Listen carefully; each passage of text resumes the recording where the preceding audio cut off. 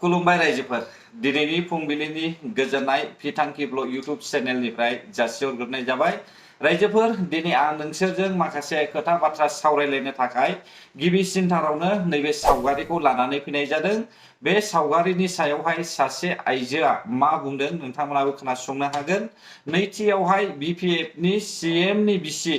सेवली महिलारीनि भिडिअखौ आङो लानानै फैनाय जादों नोंथांमोना ससे खोनासंब्लानो जाबाय मा लेक्चार होदों थामथियावहाय रायजो राजा नोंथांमोन गहपुरनिफ्राय सासे समाजारि सासे सुबुङा मा खोथा बुंदों बेखौबो नोंथांमोना खोनासंनो हागोन बे समाव जोबनायाव अदालगुरिनिफ्राय नैबे सासे समाज सिबियारि सुबुङा मा खोथा बुंदों बेखौबो नोंथांमोना ससे खोनासंनानै बिजिरलायनानै लानो हागोन जों दिनै गिबियाव जागायजेननोसै बीपीएफ पार्टीनि सीएम मिस्टार महिलारी साहाबा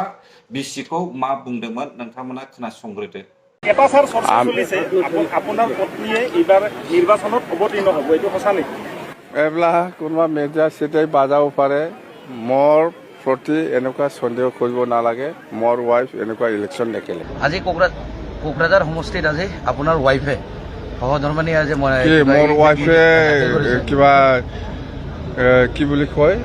মোৰ ৱাইফ বুলি কেণ্ডিডেট বিচাৰিব নাপায় নেকি সবৰে অধিকাৰ আপুনি কৈছিল যে ৰাজনীতি নাহে বুলি আপুনি কৈছিলে যে ৰাজনীতি নাহে বুলি সংবাদ মাধ্যমত এপ্লিকেশ্যন দিয়াটো এতিয়া ৰাজনীতিত আহিছে ঠিকে পাব দিয়কচোন কিবিলাক কথা কয় মানুহবিলাক জাম্বা নিচিনা কথা কয় কিবিলাক কথা কয় মানুহবিলাক জাম্বা নিচিনা কথা কয় थगायो हादोरखौ बेबायदि थगायनो नाङा आरोखि बेबायदि थगायनो नाङा ओरैबायदि बिगाब बर' रायजो राजाफोरखौहाय थगायग्रा सीएम होननानै बुङोब्ला बीपीएफ पार्टीनि सासे सीएम मिस्टार हाग्रामा महिलारी बेयो दानिल' नङा जोङो 17 बोसोरनिफ्रायनो जोङो नुबोगासिनो दङ बीपीएफ नि सीएम हाग्रामा महिलारीनि बेफोरबायदि आखल आखुखौहाय अब्लाबो जोंनि बर' रायजो राजाफोरा दासिमबो जेबो आन्दाज मोना जे जाखिनि थाइसे थाइनै होजायो बेखौनो गनायनानैहाय फोथायनानै बीपीएफ पार्टीखौहाय देरहाहोबोबाय थानाय जोङो नुनो मोनदों नाथाय जोंनि बर'आ माबे लामाजों आन्दायलांगासिनो दङ बेखौ दासिमबो बर' रायजो राजाफ्रा मोनथिस'नो हायाखै बेखौ जों देख नुगासिनो दङ बे समाव जों सावरायगोन नैबे सावगारिखौ नोंथांमोना नाय दा नैबे सावगारिया मानो सोरजों केन्डिडेट थिसनजादों बेखौबो नोंथांमोना बे समावहाय खोनासंनो मोनगोन अब्ला रायजो राजा नोंथांमोन बर'नि केन्डिडेट थासेयावहाय बावखुंग्रि बियाबाव मानि खारनै गुबुन हारिनिफ्राय दखना गोमो गानग्राफोरनिफ्राय केन्डिडेट फोसावखो बिनि सायाव सोर आइजोआ मा बुंदों नोंथांमोना खोनासंदो सोरबा राय मानसि राजबंसि मानसिनि टिकेटखौ होना होबाय बेखौनो आं दुखु जादों माने आंबो नाजादोंमोन जे बीपीएफ निफ्राय जाहाथे माने जोंनि ट्राइबेल बर' मानसिखौ होबा मोजां जागौमोन दाथ' नोङो राजबंसिनोसो टिकेटखौ होनो जाबाय दा जोंनि ट्राइबेल मानसिफ्रा मारै बिनो भट होनो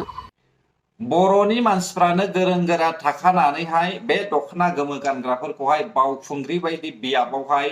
बीपीएफ नि सीएमआ मानि थाखाय बे केन्डिडेटफोरखौहाय फोसावखो मानो टिकेट होखो बेखौहाय नोंथांमोनाबो बिजिरनानै नाय आरो नोंथांमोना सिन्था खालाम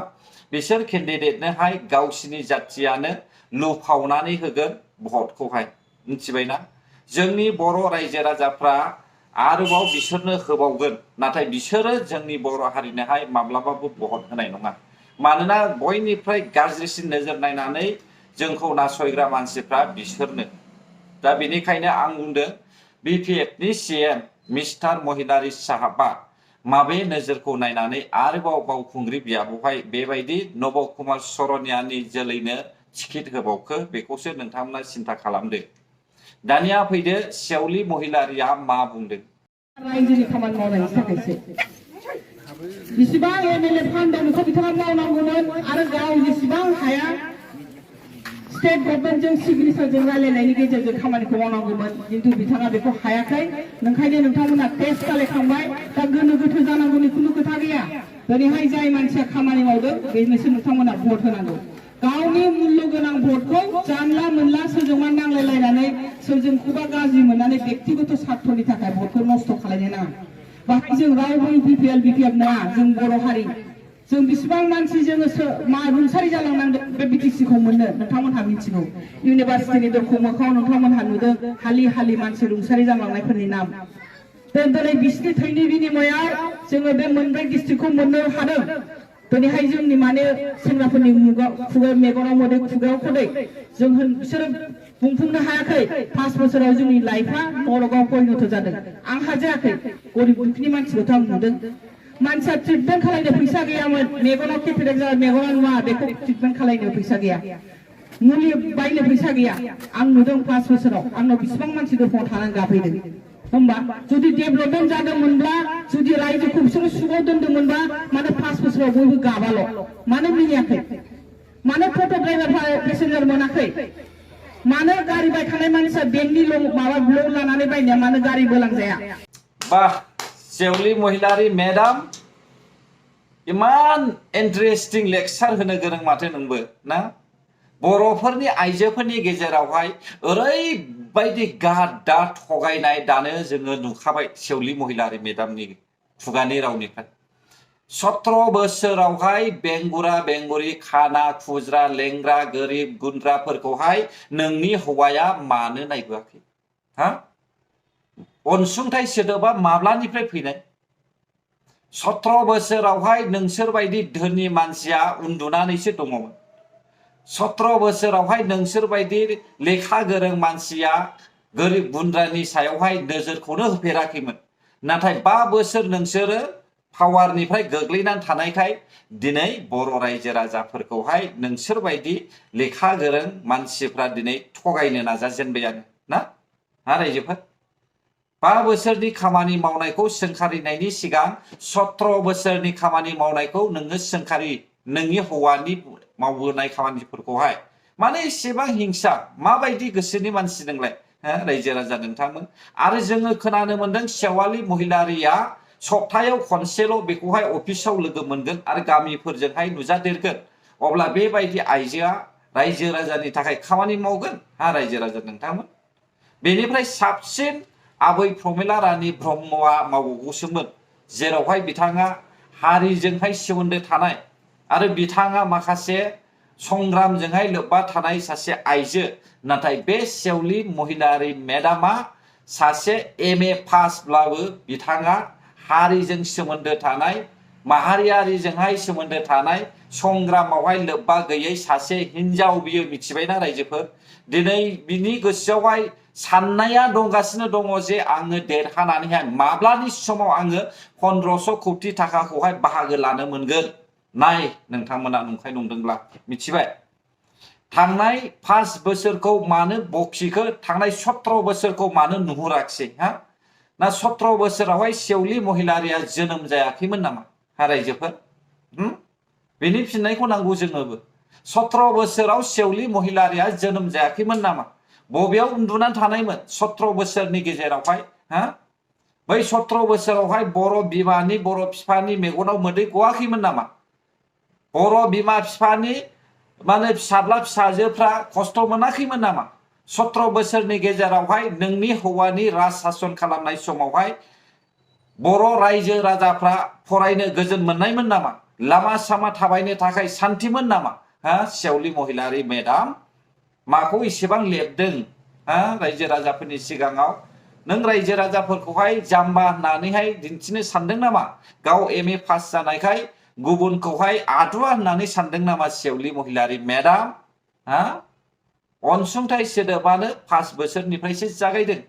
लेंग्रा लेंग्रि खाना खुजाफोरखौहाय नोजोर होनायानो 5 बोसोरनिफ्रायसो जागायजेनदों 2020 नि उननिफ्रायसो अब्ला बेनि सिगां 17 बोसोर नोंनि हौवाया सरकार सलायखाबाय अलरेडि सरकार सलायखाबाय अब्ला बे समावहाय माब्लाबा सोरबा बेंगुरानो सोरबा लेंग्रानो सोरबा गैजायै न'खरनो फैसा होफेरदोंमोन नामा अनसुंथाइ होफेरदोंमोन नामा थांनानै नायहैफेरदोंमोन नामा सेवलि महिलारि मेडाम मानो एसेबां नंखाय बुंनानै फोसावनो नागिरो रायजो राजा नोंथांमोन ना आंनि बुंनाया नंखाय नामा जुदि नंखायब्ला नोंसोर गाव गावबागावनो बिजिरनानै नाय दिनैनि समावहाय दानिया फैदो गहपुरनि सासे सुबुङा मा बुंदों ससे खोनासंदो 125 एमेन्डमेन्ट जायोबा बिला एमेन्डमेन्ट जायोबा जोंना डाइरेक्ट सेन्ट्रेल गभर्नमेन्टनिफ्राय फान्डा बे काउन्सिलाव फैगोन होमबा स्टेट गभर्नमेन्टनि भाया फैनाय नंला अब्ला जोंनि डेभेलपमेन्टआ माने खोब सुइट जागोन आरो बेराफारसे जों नुदों इउनियन टेरिटरिखौ नुदों जोङो इउनियन टेरिटरि जों नर्थ इस्टआव जों नुदों जे अरुणाचलाव सिगां खोब खममोन इउनियन टेरिटरि जाबा कन्स्टिटिउसना माने जेब्ला 60टा जाबाय बिसोर फुल प्लेजेड स्टेट मोनबाय अरुणाचला फुल प्लेजेड स्टेट जाबाय इउनियन टेरिटरिनिफ्राय ओमफ्राय 30टानिफ्राय 60टा खालामबाय जोंना बिटिआरआव 40टानिफ्राय 60टा जानो थांगासिनो दा बे एकर्डआव दं बिटिआर एकर्डआव दा बे समस्थिया जुदि 60टा जानाय लोगो लोगो 125 एमेन्डमेन्ट जानाय लोगो लोगो आरो बेराफारसे हाग्रामा सरकारनि बिपिएफ सरकारा मास मोनब्रैनि थाखायल' बाजेट खालामदों अब्ला मास मोनब्रैनि उनावहाय बाजेटआ मास मोनब्रैनिल' खाबा assembly election after assembly election बा पार्लियामेन्टआव जुदि 125 बिला जुदि पास जायोब्ला अब्ला अट'मेटिकेलि फांसनलेस जागोन दानि बर्तमान बिटिसिनि बिटिएफ सरकारा अब्ला हयथ' नमिनेटेड जानो हागौ हाग्रामा महिलारिया बिएससि सुक्तिखौ डिनाउन्स खालामनानै जेब्ला बिटिसि एकर्ड जाबाय अब्ला हाग्रामाया निजे इन्टारिम काउन्सिलनि लाना फैदोंमोन अब्ला व्हाइ नट प्रमद बर'आ बिटिआरनि इन्टारिम काउन्सिल मानो लाना फैनो हाया गतिके ओंखायनो जों माने खोब गोजोननाय नार्भास जानो गोनांथि गैया गोरों मानसिया बुजिखादों बिराद मोजां बबेबा एक्स प्रिन्सिपाल बे माने इन्टेलेक्सुवेल लयारफ्रा दिनै बिपिएफआव थाङाखै इउपिपिएलआवसो फैदों नंगौ रायजोफोर सानजाहा सिमा बारायनायाबो इउपिपिएल पार्टियानो सिमाखौ बारायहोदों एनडिपि एकर्डनि थाखाय जाय मानसिया दिनैनि समावहाय एनडिपि एकर्डखौ खालामनो नाङामोन होननानै बुंदों बिसोर बायदिनि गोसोआ एनडिपिनि नखर एनडिपिफोरखौहाय होसो गावथारहोनो गोसो जाग्रा सुबुंफ्रासो दिनैनि समावहाय एनडिपिखौहाय मानो एकर्ड खालामनो नाङामोन होननानै बुंदों आरो एनडिपि एकर्ड खालामामोनब्ला बर' रायजो राजाफोरनि गेजेरावहाय एनडिपिफोरजों लोगोसे बर'नि लाइमोन सेंग्रा सिख्लाफोर फरायफुनाय सेंग्रा सिख्लाफोर गासैबो जोङो सहायनो गोनां जागौमोन नैबेखौ टारगेट खालामनानैसो दिनै रन्जन दैमारि सार इउबिपिअ आबसु ज' जानानै बे एकर्डखौ खालामदों